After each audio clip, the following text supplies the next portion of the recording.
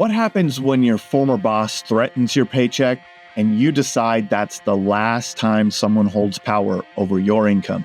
In this episode, we're talking with Taylor Miller about the gritty, no excuses journey from single mom to co-founder of Miller Storm. You'll learn how she built a roofing company rooted in communication, culture, and second chances, despite having zero plans to ever start a roofing company. Taylor is the co-owner of Miller Storm Roofing in Texas. She built the business alongside her husband, Jay, during one of the most chaotic years in modern history, 2020. From chasing down invoices to systematizing everything through automations and SOPs, Taylor has become a force in operations and leadership. Taylor's story is one of resilience, from a rocky family background to helping create six-figure careers for her team. Her evolution from leading with an iron fist to developing compassionate, efficient management systems is one every entrepreneur needs to hear. If you're navigating growth, team drama, or the chaos of operational bottlenecks, this episode gives you a real-life playbook on how to lead with strength, structure, and heart. Let's dive in with Taylor Miller of Miller Storm Roofing. Welcome to the Roofing Success Podcast. I'm Jim Aline, and I'm here to bring you insights from top leaders in the roofing industry to help you grow and scale your roofing business. Taylor Miller, Miller Storm, how are you? Doing good. How are you? I'm wonderful. I had a great visit to your office about a month ago. That was fantastic, man. Yeah, that was a lot of people. A lot of people. Yeah, we had a great RSRA event down there. Adam introduced the marketing control system to the Roofing and Solar Reform Alliance members. Fantastic content. Thank you for being fantastic hosts. You guys have a great, man, you guys have built something really special down there. I appreciate it. I appreciate it a lot. Yeah. Well, for people who maybe didn't, I think in our first episode you were on with Jay, with your husband, Jay Miller, and he's a talker, so he probably did more of the talking. Yeah, that's him. But we know who runs the show, so we wanted to have Taylor on to make sure we got the what really happens at Miller Storm. Yeah. Wow. I listened to that podcast probably like a year ago, and I was like, what idiots. Looking back, right? Like you think you know a lot, and then you fast forward, and then I'm looking back now, like hindsight being 2020. I'm like, man, we've learned and grown so much from that, So I love it. That's one of my favorite things about business is, like, to me, if you're not embarrassed about where your company was and who you were, like, I think about it like, if you don't think like, why did someone buy from us? Like, how could someone even buy from us back then? You're not iterating, you're not improving, right? You're not going through the process. So you guys have done a lot of that. So let's talk a little bit about Taylor and how you got into the roofing business. How did you become, the behind the scenes killer at Miller Storm? So funny story. Well, it's kind of a long story, so I'll give you tidbits. But so I was a single mom. I was living in Round Rock, Austin, Texas with my son, and my mom was like, hey, you should really come up here and get in a roofing with me. I just bought my house, just bought a Lamborghini. I'm doing really well. She started off at a roofing company, and she was a door knocker, worked her way up to a sales rep, sales manager, and then eventually to a partnership. So she was really in from the ground level and worked her way all the way up. It was a true success story. And so she really inspired me. She, had no degree, a pretty tarnished background, a lot of turmoil in her background. That's a completely different story, but she was out of my life for 15 years and incarcerated, drug background and all that. So for me to firsthand witness my mom get out of prison and literally turn her life around from homeless to, millionaire with a $500,000 house, a Lamborghini, and a office in a skyrise building in Dallas was super inspiring, especially for me because I never grew up with my mom. I went to college because I was trying to make a different way of life because I grew up with my dad being a single father and living paycheck to paycheck with 5 kids in a 2-bedroom apartment. So I was eager to break that cycle. I didn't know how. And so going to college was like, the obvious thing, I guess, to figure out. I mean, everyone gets hired with a degree, like that's the brainwash. Like go to college and it's going to be so easy finding a good way, a good paying job. And it's going to be so easy if you go to college and work your butt off in college and then you'll find your dream job and make good money and all that. Right. So it was really inspiring to see someone that, really lost everything. My mom and my dad owned a business and she lost all to drugs, lost her kids due to drugs, went to prison and then got out and rebuilt everything from scratch and made up for a lot of lost time by making better choices and working her butt off. So that's how I got in roofing was my mom. And that really speaks to the opportunity in roofing. Like it is a second chance industry like no other, right? It's pretty phenomenal. Yeah. So that's how I ended up meeting Jay was at her company. Okay. Which was a big no-no. But, so some people might ask, like, okay, so if your mom started her roofing company, why are you still not with her? Why are you still not working there? That would probably be like the next question. Sad story, but she relapsed again and lost everything again. Really, really sad to see someone fall from such, a high state to, starting over again. So when she relapsed and, left that company, me and Jay went and worked for a couple other companies, some mom and pop startups, and it just wasn't it wasn't the same. It wasn't the same culture. So after all that happened with her, we were like, you know what? We went to 2 other companies, helped those startups, like systems, processes, hiring, recruiting, all of that. Just, me and Jay broke up for a little bit in 2020.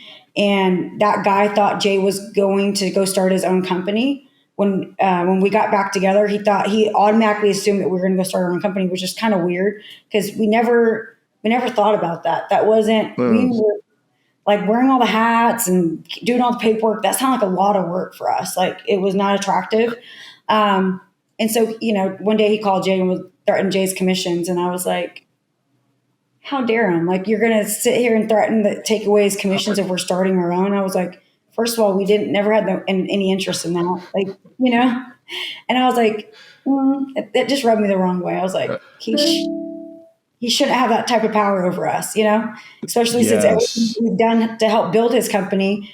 There's no reason why we would go do that. And for him to say that and then threaten it with commissions, we were like, what?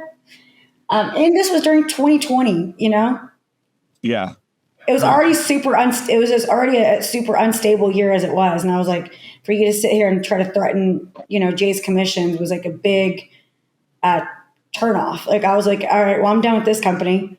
I was like, that's a culture killer right there, right? Like but it's all the horror stories that you hear, right, in the roofing industry. And there's such a lot of owners have a hard time with, people on their team that find success and that worry about them going and starting other companies and competing with them, along with the other 10,000 companies in Dallas. So it would make a big difference if you guys went and, like, it's crazy to me. Like there's no, but so, okay. So all of a sudden it's like, this doesn't feel right anymore. Mm-hmm. Like now it's time, I guess we have to start our own company. So we make sure that we get our checks or what, Yeah. Yeah, 'cause it's like, you're now if you're accusing me of doing something I'm not doing, and the first thing you Yeah. do is threaten my commissions. It's like it was just a super cold call. It was like a super like harsh call. I feel like we didn't do anything to earn that call or earn that threat. He told him like, hey, because we worked for 2 months, got our own places, and then we were like, all right, we're gonna make it work. We got to now consolidate back all our stuff, move back Yep. in, And and all so, that. And he told him and was completely transparent. And when that happened, it was like that was super unwarranted. That was unnecessary. So we were yeah. like, let's just, instead of building this up, because now it feels like we're building this on sand again, right? Like it's the trust isn't there. If you're Yeah. that quick to threaten us, I don't feel like we're building on sand. So we were like, Yeah. you know what, if we're gonna restart again, it's time to just do it under our own thing. We helped Yeah. these two startups, did all the paperwork, did all the processes, found all the contractors, found the sales guys, trained the sales guys. And so we were like, all right, we're just going to do it for ourselves. So that's really what started that in 2020. All right. So what did those early days look like? Because 2020 was not the best year for door-to-door sales. No, it wasn't. It Maybe was in not. Texas, but like people here in Minnesota were like, mask up and get away from me, Yeah. So in so Texas, it was a lot different, actually. Everyone was scared and was shutting doors, but I think that our business actually took off in 2020. Like, I think that was the best year that you could start a door to door business, especially here in Texas. Texas is a little bit more laid back and they're not yep. fearful of masks and diseases and all that, and sicknesses. And so, everyone was so excited when we knocked on their door. It was a different reaction than what you would expect, for sure. Yeah, People are like, home definitely. improvements. I've been putting off all this stuff. Like now I'm at home and now I'm bored and I want to have some interaction. So it was a different interaction at the door. It wasn't what you would have expected. We were Yeah. definitely nervous when we opened up in 2020. We were like everything in the news, right? Like don't watch the news because the news had everyone scared to come outside. And when you turn the TV off and you go outside, people were so excited to have human interaction. Yeah. It was Yeah. it was the opposite. What were some of the early surprises of the new venture of launching Miller Storm? Oh my goodness. Being the boss is hard. Uh, you can't be everyone's Yeah. friend. You're wearing all the hats. You don't really realize everything that it takes to put a roof on. Like from the sales rep mentality when we first got into it, it's like, oh, well, we're going to order the material and pay for the crew and we're going to keep all the money and it's going to be so easy. And you don't see all the warranty calls that happen when it rains and all the nails that, the homeowners find and going through the crappy subcontractors and entitled sales reps. And it's like, wow, this is not as easy as we thought it was going to be. It was definitely a challenge. Yeah. So, the first thing that you said was being the boss is hard. And I think this is what a lot of people don't understand is that, so all businesses are people. And so, when you're an owner of a business now, all of a sudden you're a manager of people and you're in charge of all of these things. And it really all lands on you. What has been your journey in developing that skill set? I've definitely come a long way as a leader. Back then, I rolled with the iron fist. No one wants that type of leader. It was like with leadership, there's just like happy medium. You have to be like what Jay likes to say is compassion and compression. I was worried that if I was too nice, people were going to take advantage of me. So I was either too nice or too hard. And I had a hard time finding the balance of being empathetic, but having firm boundaries. Like I didn't realize how much I struggled with boundaries. I either was super firm on my boundaries or I was super loose and I ended up, that was the biggest thing as a leader. Yeah. What were some of the boundaries that you found hard to put up? And what were some of the ones that you're like, that was easy. Like I'll put up a boundary here, but this one over here is a little bit hard. Or was it person to person? Was it? It was person to person. Okay. Person to person. So there was an inconsistency in your management at the same time, right? Like this person got treated this way and this other person got treated this way. And now it's like, little bit of chaos involved, right? Like there's Yeah, a little bit of, I shied away from super dominant personalities because I was like, man, I feel like if I mm, correct them, it's gonna get super, you know, dramatic, and I didn't want that. So I either just shied away from it, or I would be like mm, super, I guess, dominant or strong on where I stood. And I didn't really know it made me work on my communication for sure. mm. What did you like? How did you work on your communication? Was it books? Did you go like take classes? Did you just Oh, practice? Like what was your process of improving your communication skills? definitely books and podcasts.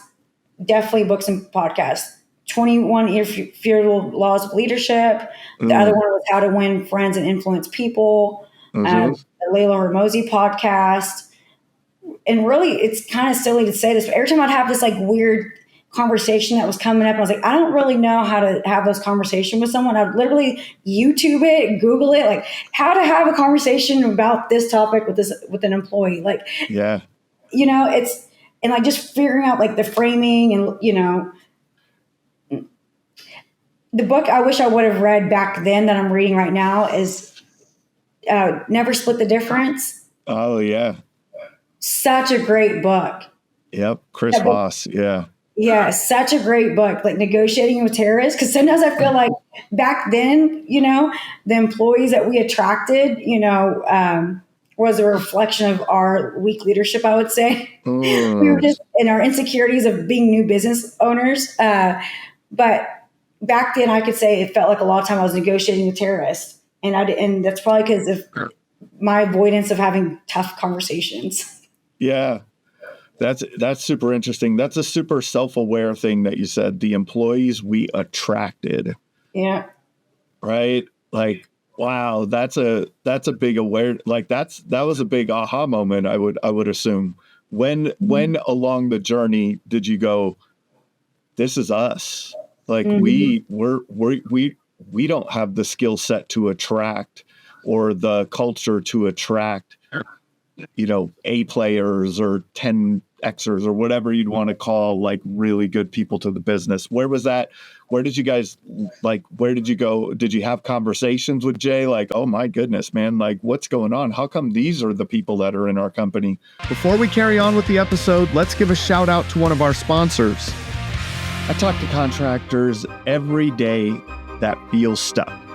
Not because they're not working hard, but because they're missing the structure to growth without chaos.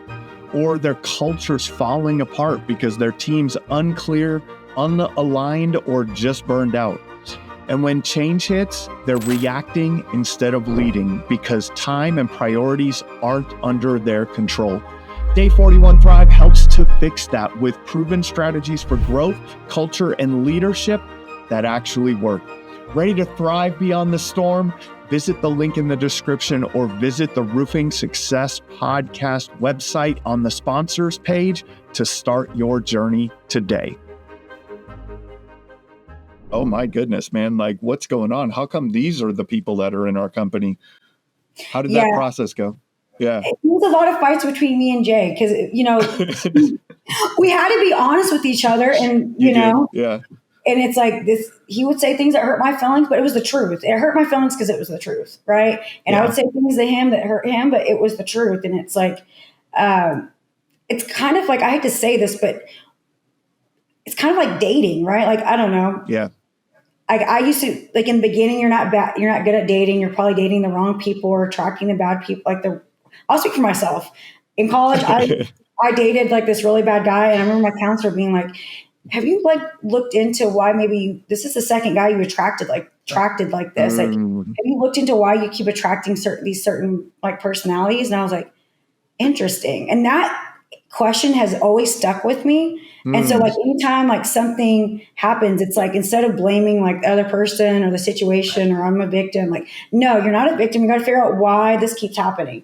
What are you yeah. doing? What are you allowing? Because sometimes it's not, it's like not what you're saying. It's sometimes it's what you're not saying. Right. So like not having the confidence, not giving them the feedback, not giving them, constructive feedback. So I think being new in business was kind of like being new to dating. We were like, we don't know what a successful business looks like operationally. Like Yeah. we knew what a successful business looked like for sales reps to show up to, like what got us inspired. What did we like when we went to other companies? But we never saw the back end operations. This was our first business to wear all the hats. So there was a lot of insecurity. We're like, is this supposed to happen? Humans aren't perfect, but at the same time, this is a business and there has to be a standard. So we always were like second guessing ourselves, like, you know, Because you're or, learning. And that's what yeah. I think a lot of people don't give themselves grace in Mhm. the learning period, right? Like we have to give ourselves grace that we just like a lot of times this is new. Mhm. We're inexperienced in a lot of things. And it takes a lot of time and a lot of practice and a lot of reps, not just sales reps, but you may have to go through a lot of sales reps to know how to find a good sales rep or what is a good sales rep or what is a good sales rep to your company. But you just need the practice, the reps of, like how many the number of jobs that have gone through your production process now, you're like, oh, we have to fix this, we have to fix this, we have to tweak this, we have to do that, right? But I like to say it like you don't know what's broken until things are going through it. Like you don't know what a from a sales rep perspective, what am I saying wrong? Well, you have to say the words to a prospective customer to learn and get that feedback to know if you're saying the right thing or not. If if how to hire subcontractors, good subcontractors, how to manage good subcontractors, right? Like there's so many things that you don't think about. What were some of those operational foundations that you've put in place over time that have really made the strongest impact? Oh my goodness. Mm. Automations, systems and processes, telling departments what you like, knowing what you want out of people and what you expect out of them, I think is the most important. And so they know what fires they're responsible for putting out. Like not everything's an emergency. Like figuring out what's priority right now or what's priority for that department, and like separating and delegating the responsibilities and who is responsible for what, and having like a smooth handoff from one department to the next. So And, how have you guys implemented that? Like how do you determine what's a fire and what's not a fire? Let's start there. What are some examples? mm, is this something that has to get done right now, or is this something that can be put off till tomorrow? If it's not like a right now thing, it's not a fire. If someone's not going to get hurt, we're not going to get sued, if if it's not going to cost a lot of money, I would say those three things, like financial, welfare. Those are my big things. Like like is someone okay, and is it going to cost a lot of money? Like is someone hurt, and is it going to cost a lot of money? Like other than that, it's a slow burning fire. We'll figure that out tomorrow. There Or you add go. that, or write down like also like writing down like small issues as they come up, and then like let's talk all about it at once. Like let's not keep interrupting your workday, my workday, to talk about Mm. these like issues that you might think is a big deal, but to me it's not a big deal. You know what I mean? So That's a good management tip right there. Like, when if your team comes to you with every little thing, how do you get it? How do you get what you're getting done need to get done during the day, right? yeah. Like if they so I like that compartmentalizing it and saying, hey, we'll have a conversation at a specific time about that. Let's have the whole conversation, not just each aspect of it. Um, And I think what? that gets fixed with like weekly meetings. I realize the more meetings we have, the quicker the feedback gets to us, and then people feel confident holding on to information until like, oh well, we're going to talk Mondays or we're going to talk Wednesday, whenever that scheduled weekly meeting is. They're like, oh, I'm going to talk to her in a couple of days. That can wait till then, And then also, attracting, right, like the office managers and the people that we have here that we attract now. They're very independent thinkers, problem solvers, and 9 times out of 10, they'll fix the problem before I even hear about it. Yes, yes. So, I had a conversation with someone yesterday about this, and a company that I coach, and I said, we were having a conversation, and he's talking about kind of more of a, like, do I need a general manager role, operations manager kind of person in my business? And we started talking, and I was like, well, let's walk through where the breakdown in ownership is. Because what I heard from you is that you have a team that owns things. And that's when people own their role, they get things done, and they come and tell you that things are done. Instead of, here's the problem, solve my problem for me, right? And so we had a conversation of like, where is the ownership breaking down in your company, in your team, versus, like, do you really need someone else to manage them? Do you need to add another layer of management to this to babysit these people? Or is it that, no, it's just these people over here aren't owning their role the way that they should? Yeah. And yeah. So I'm so glad that you said that, because that just sparked something. This is something, looking back, the reason why people came and asked me a million questions, or asked Jay a million questions on every time they ran into something, is because I didn't empower them. So, back then I would walk up, and if they were handling something or doing something, I'm like, why are you doing it that way? Right. And that's not how you approach that. Oh, that looks like that's a great idea how you're doing that. I'm glad that you handled it that way. Next time you should probably maybe do it this way or that way. And they're like, oh, okay. Like, encouraging that, and like, we're like applauding them fixing the problem and at least jumping in and trying to do it. But I think back then, like, a leadership era that we used to do is we used to be so critical. Like, why are you doing it this way? You should do it this way. You shouldn't do it that way. You should do it this way. So then it trained them, right, to now every time they run into a problem, they're like, let me just go ask them. They probably have a better idea. And it's like, no, like, so that's something else, is like relinquishing control, right? Like, if you want growth, you got to relinquish control. As long as they're doing it 80% the way that you would want them to do it, it's good. You just let them do it. It's never going to be the way you want to do it. Everyone's different. Everyone's brain works different. What I think is great, someone else might think is not. What they think is great, I might not completely agree with. But that's one thing that I've taken away. Is this 80% the way that I would have done it? Yeah. Absolutely. So where's the balance there in your, like, SOPs then? Like, how rigid do you develop your SOPs? Because if and what I'm hearing is, if you allow them some autonomy in their role, but you still want it confined to a specific process, you want that communication handoff the correct way, and you want things like that. So how do you balance that? How do you think about that? Like, when you balancing their autonomy in getting the job done, but also doing the process the way that you would like them to do it?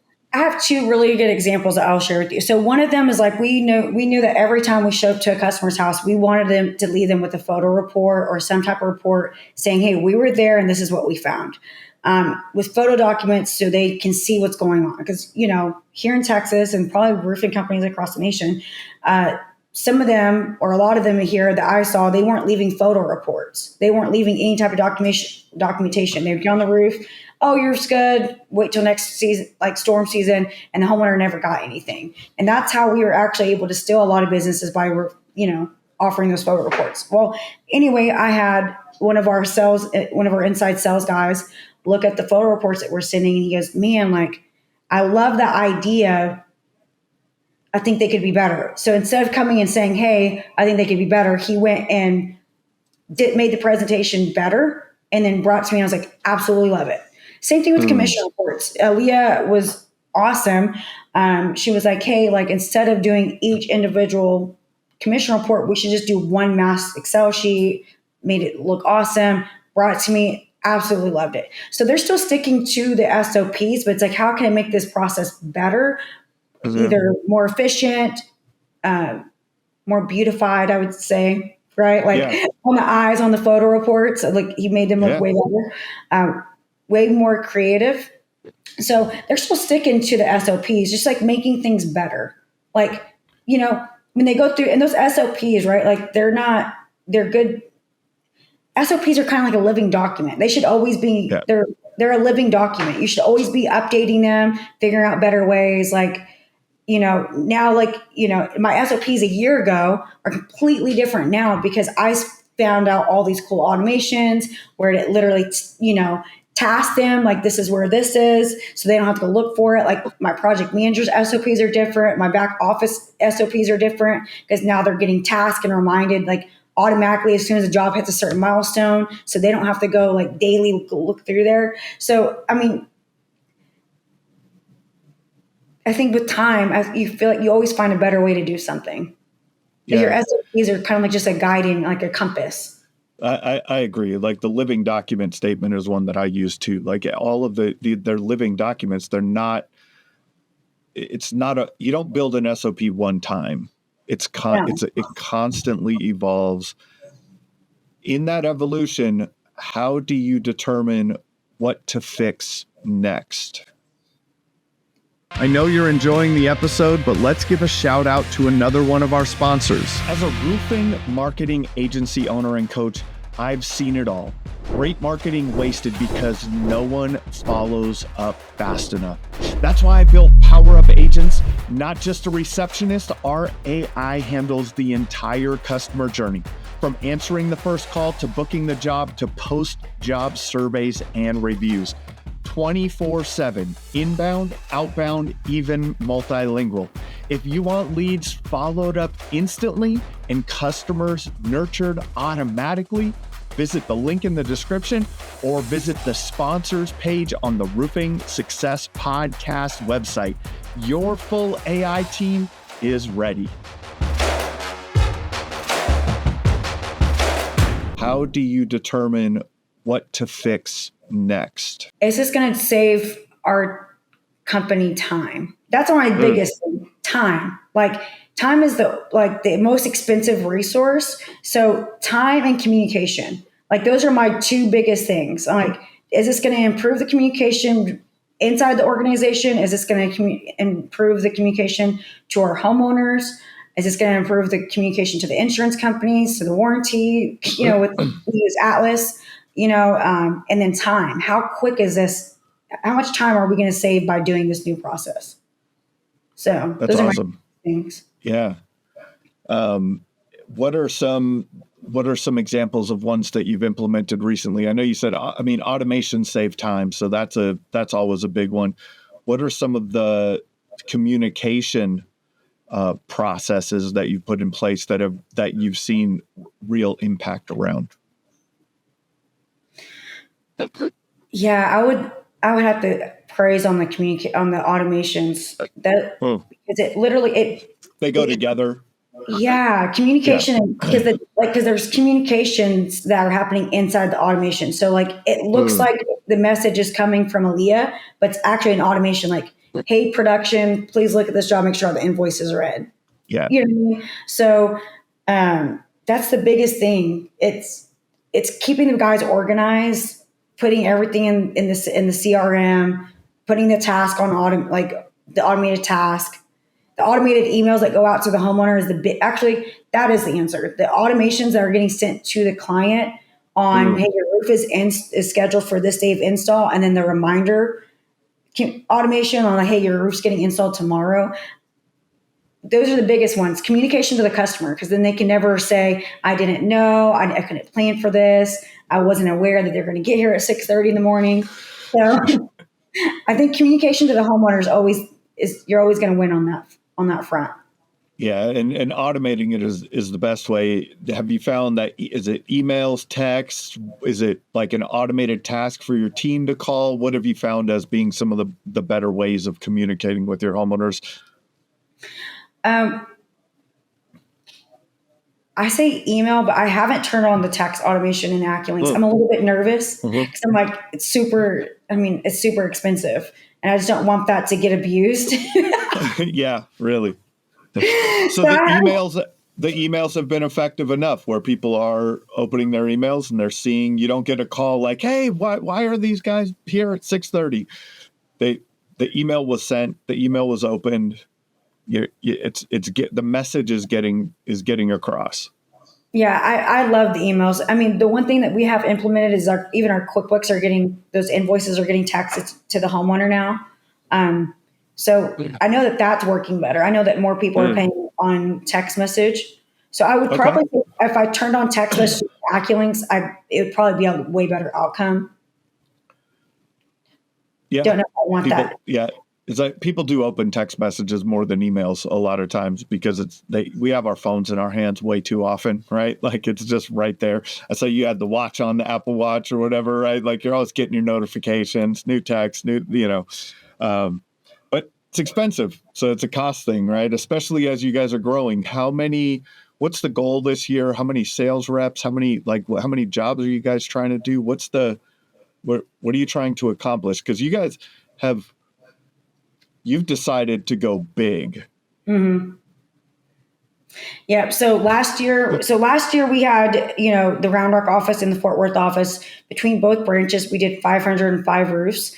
This year, our goal is to do 1,000 roofs. Our goal is to do 20 million. We did 10 million, 10 or 12, 11, somewhere between there last year in revenue. And we were wanting to get to 20. I think that's super achievable, especially since we opened up our commercial department.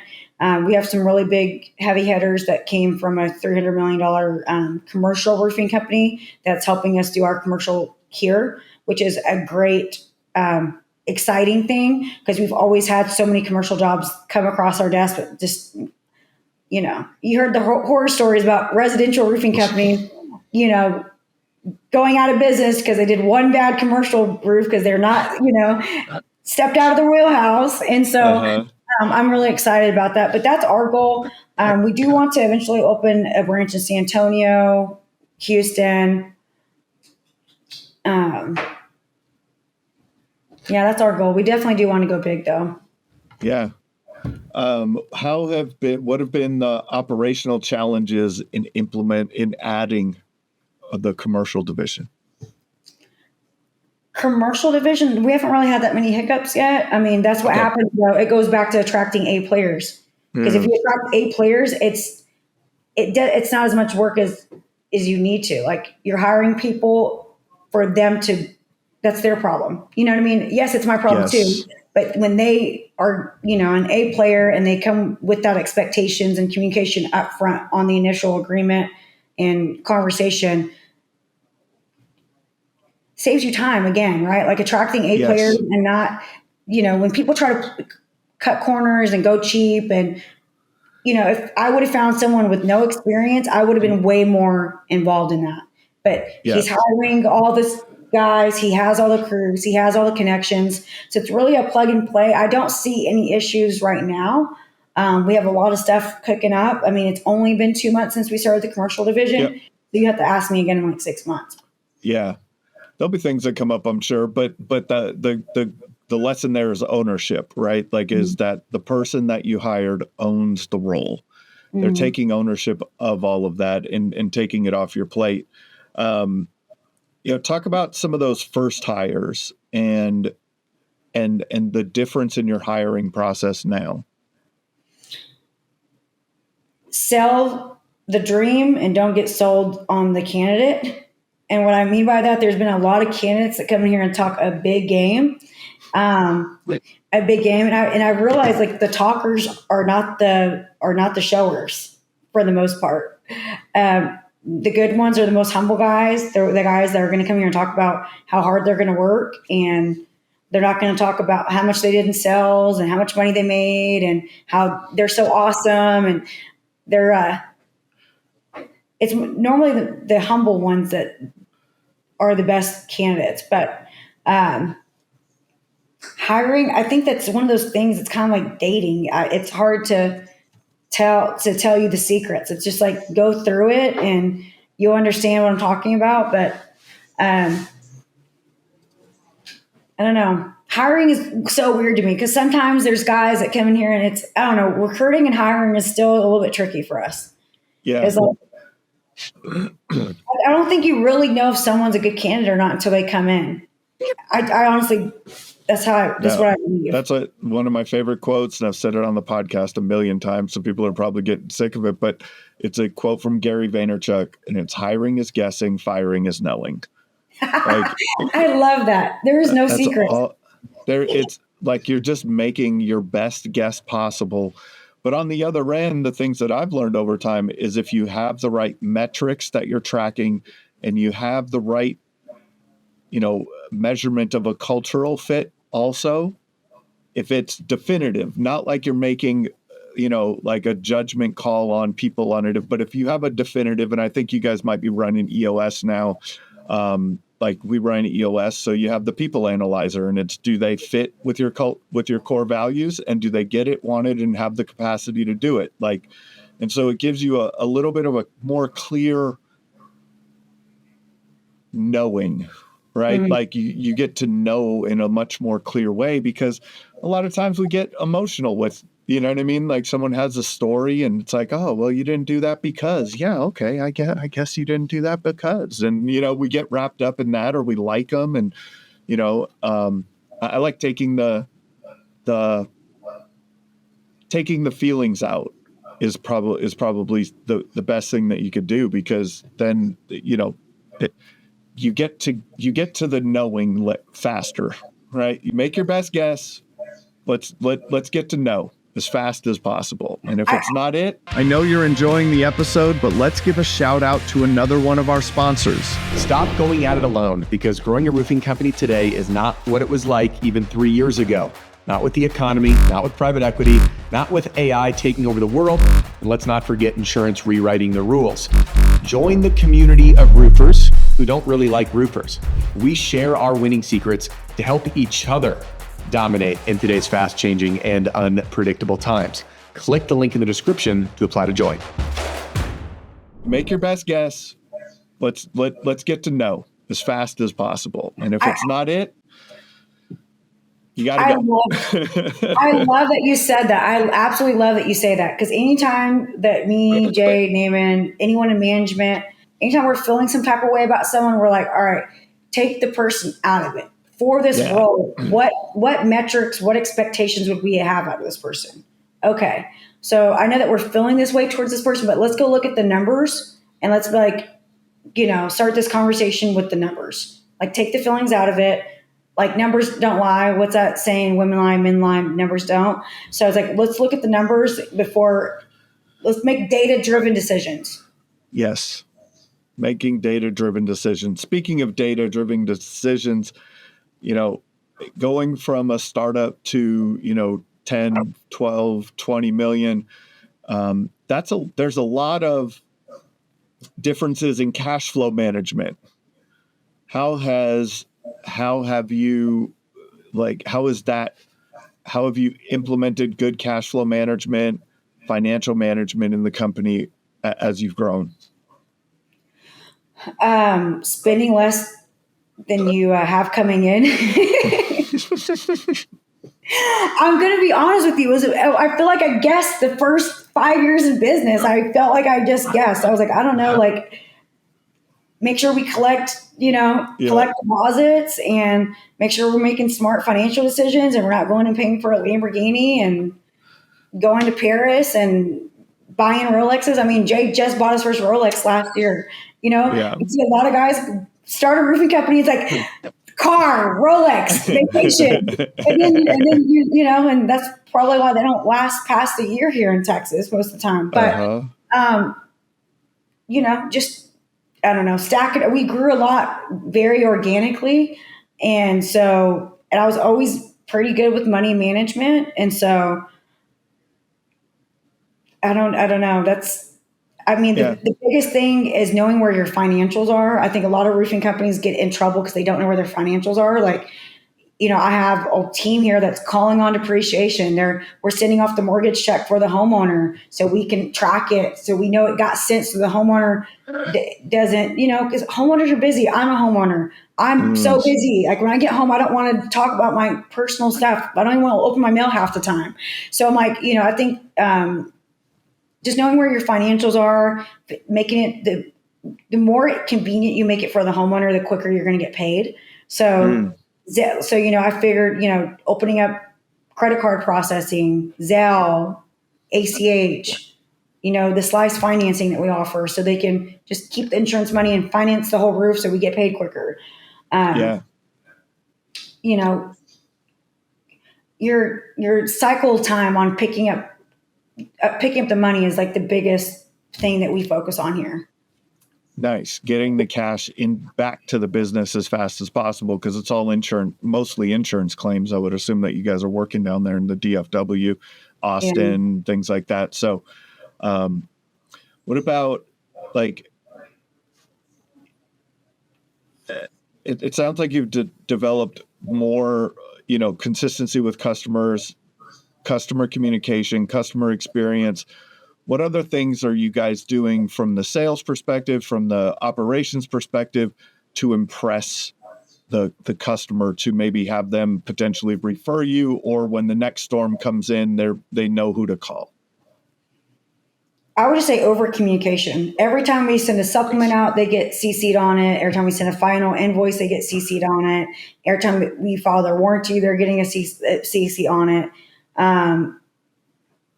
If your homeowner's reaching out to you for an update, that's the number one red flag. Your homeowner should never be asking you for an update. You should be telling them every week. They should never have a question on where they stand, what this means. I think setting expectations from the get-go, and then communicating with them every step of the way. So that's my biggest thing. Yeah. Yeah. What do you think? How do you think culture and communication go hand in hand in Miller Storms? Your guys need to know. Well, you have to know their love language, and you have to know what they're expecting of you and what you're expecting of them.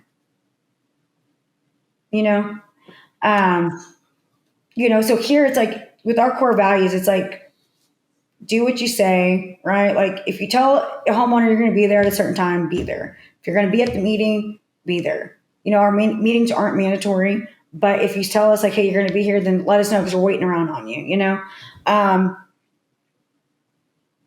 And this is not one of our core values, even though we should probably make it one of our core values, is speed. Like speed is one of our core values, and it's not like a formally documented anywhere, but we're always like on speed, like moving the job along fast, like communicating with the homeowner fast, communicating with back office fast, giving our guys quick feedback, and then them also giving us quick feedback on what's going on in the field. If people are struggling with something, or if they're like, hey, we need like a team outing, just over communicating. Like you spend more time at work than you do with your family. You do.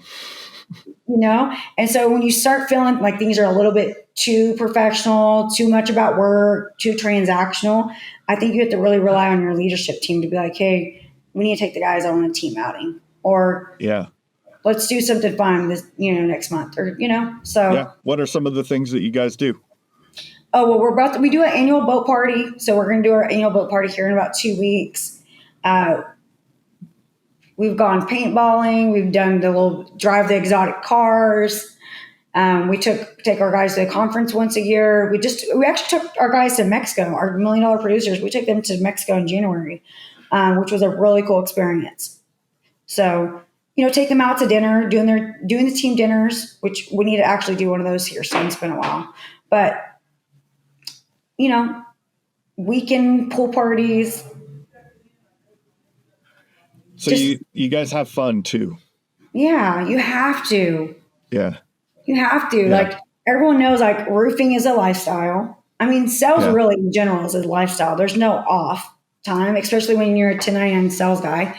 It doesn't matter what industry you're in. You're always selling or prospecting. So I think having that healthy work-life balance, I know balance is like a word that people don't like, right? But what my version of balance is like, not every day is going to be like this. Some days are going to be all work, and then some days are going to be all family. But when you average every day out in the year, it's 50-50. You know what I mean? Okay. Yeah. So people think that when people say balance, it's like, oh, every day is balanced. No. Yeah. Some days I'm working 12, 14-hour shifts, and then maybe I take off on Friday, That's right. It's there. I don't believe in balance at all. I'm way off of balance. I honestly don't believe in balance, but when you look on a 365 rolling schedule, there's balance. You have to have it. Is. There You're is right. balance. Even if people don't like sure. to admit it, there is balance. What do you think? What do you think people should know more? Like, because you guys have gone through the journey, right? Like you said, you went through this, like the opening of a company yourselves. What's one thing more people should understand about running a roofing company?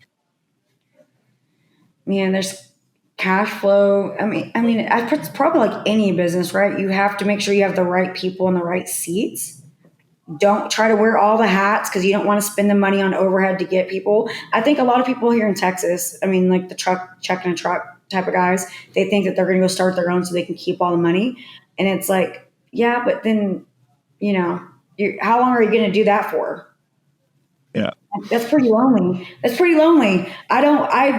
not what the lifestyle I like. I like to work with people. I like having a team. I like, I think to open a true legit business in Texas that you're going to have to put people in the right seats, have to manage cash flow if you're going to do it organically like me and Jay did. Like we flipped $5,000 and now here we are, That's right.